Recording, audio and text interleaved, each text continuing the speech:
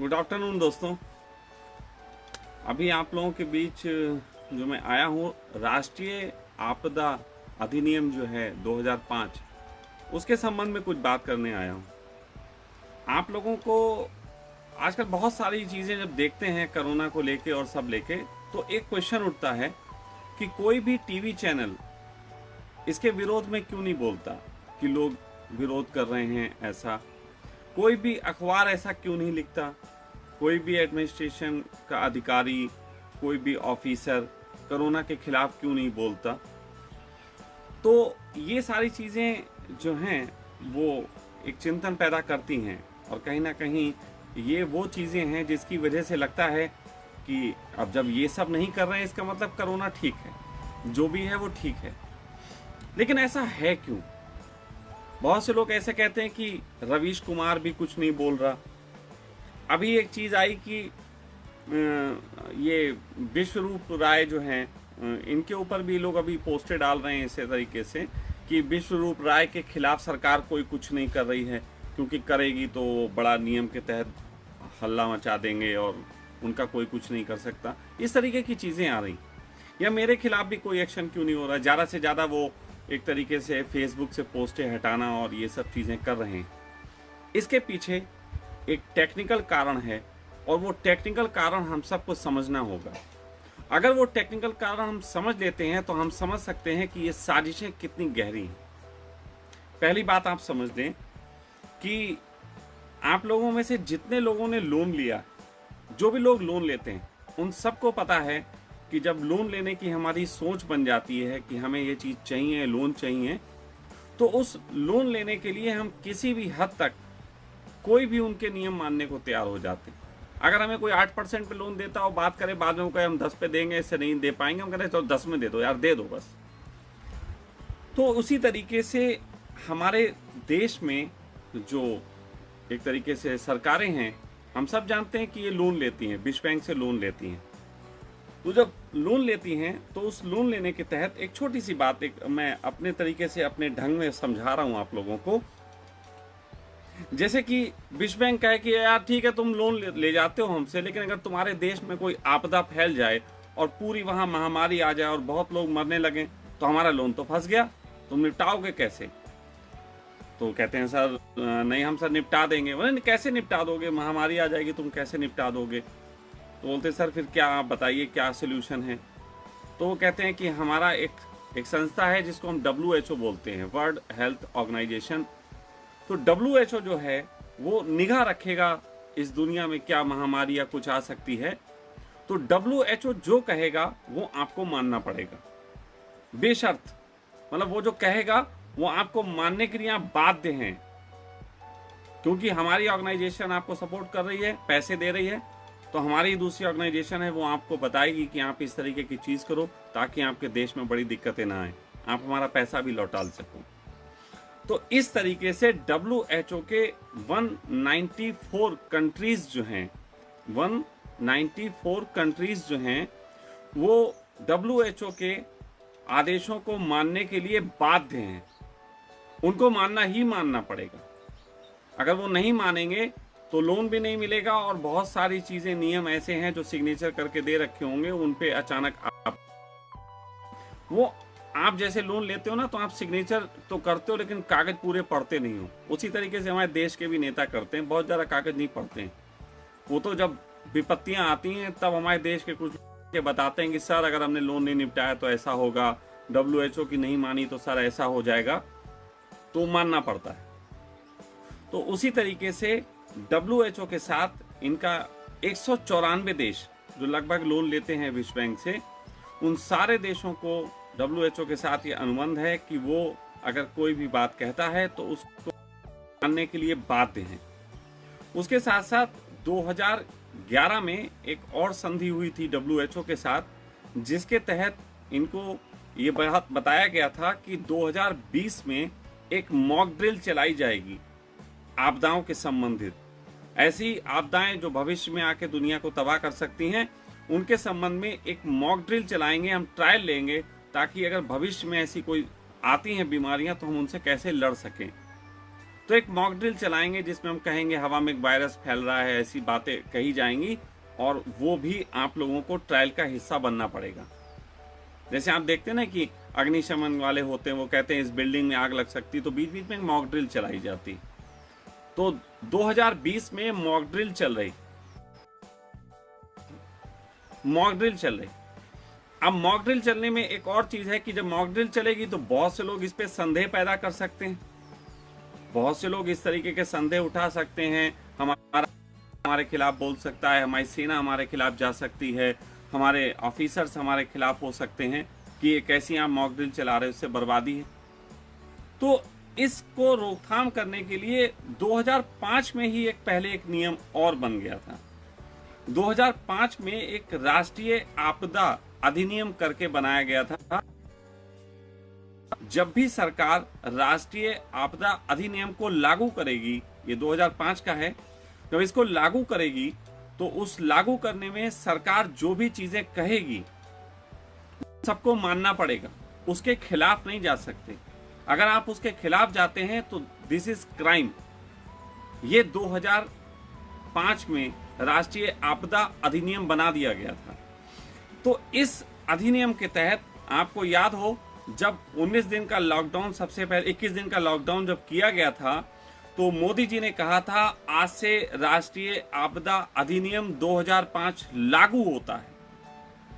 जैसे ही उन्होंने बोला ये लागू होता है, इसका मतलब होता है कि कोई भी न्यूज चैनल किसी भी तरीके की जगह पे जो इन्होंने कहा है इसका विरोध नहीं कर सकते, केवल इसकी सूचनाएं दे सकते हैं। अब सूचनाएं वही दे सकते हैं, उन्होंने WHO ने ये कहा, हमारे स्वास्थ्य मंत्री ये कह रहे हैं, आज इतने मर गए, आज इतने बच गए, आज ये हो गया, वहां पे थोड़ी सी सुविधाओं की कमी है, ये बस इतनी बात कह सकते हैं। एक बार भी ये बोल नहीं सकते कि ये कोरोना की मॉक ड्रिल चल रही है या कोरोना जैसी कोई बीमारी घातक नहीं है, ये इसको कह ही नहीं सकते। ये मॉक ड्रिल है और इस बात को लेके कि ये मॉक ड्रिल है, ये भी कम लोगों को पता है। बहुत कम लोग जानते हैं कि ये मॉक ड्रिल चलाई जा रही है और इसमें हम लोगों को इतनी घबराने की जरूरत नहीं, लेकिन पूरा प्रशासन, पूरा अमला इसमें घबराया हुआ है, पूरा सब कोई घबराए हुए हैं। जैसे कि अभी आप लोग बहुत सारी बातें करते हैं फेसबुक पे और सब जगह सोशल नेटवर्किंग पे, लेकिन राष्ट्रीय आपदा अधिनियम आपने पढ़ा ही नहीं। आप पढ़िए, आप जाइए, आप जाके राष्ट्रीय आपदा अधिनियम 2005 पढ़िए और तब आपको मालूम पड़ेगा कि किस तरीके से कानूनों के तहत प्रेशर बनाया जाता है लोगों पे। अब आती है बात यहाँ पे कि जैसे कि जितने भी लोग पोस्ट डाल रहे हैं, ये सब पोस्ट डाल रहे हैं, असल में ये एक तरीके से तो अगर सरकार चाहे तो सबके खिलाफ एक्शन ले सकती है, सबके खिलाफ कार्रवाई कर सकती है, लेकिन उस कार्रवाई करने में भी एक टेक्निकल पेच है जिसको सरकार बढ़ाना नहीं चाहती। जैसे कि मॉक ड्रिल चल रहा, अब मॉक ड्रिल के खिलाफ अगर इस तरीके की बात करेगा कोई व्यक्ति, चाहे विश्वरूप हो चाहे मैं हूं, अगर कर रहा हूं, अगर हमको गिरफ्तार किया जाता है, हमारे खिलाफ एक्शन बढ़ा लिया जाता है, तो फिर इसकी चर्चा भी टीवी चैनल पे होगी, इसकी चर्चा भी टीवी चैनल पे होगी कि वो ये कह रहे थे, उनको गिरफ्तार किया गया, तो इस तरीके की बातें होंगी।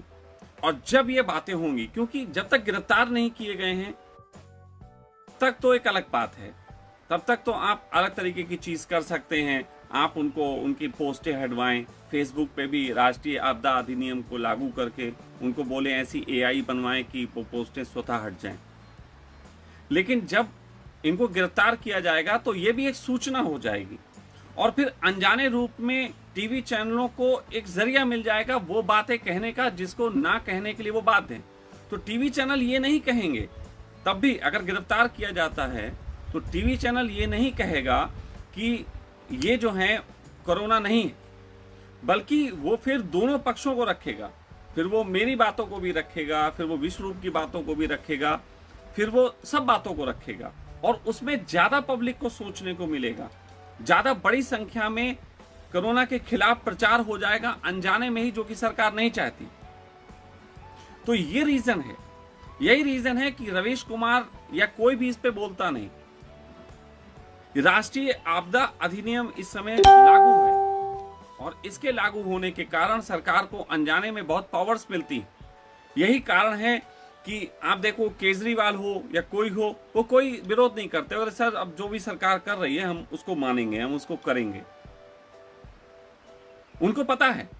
लेकिन अब फिर राज्य सरकारों ने कुछ इस तरीके की चीजें शुरू की हैं कि कुछ ऐसी हरकतें दिखाओ जिससे राज्य सरकारों को बेनिफिट,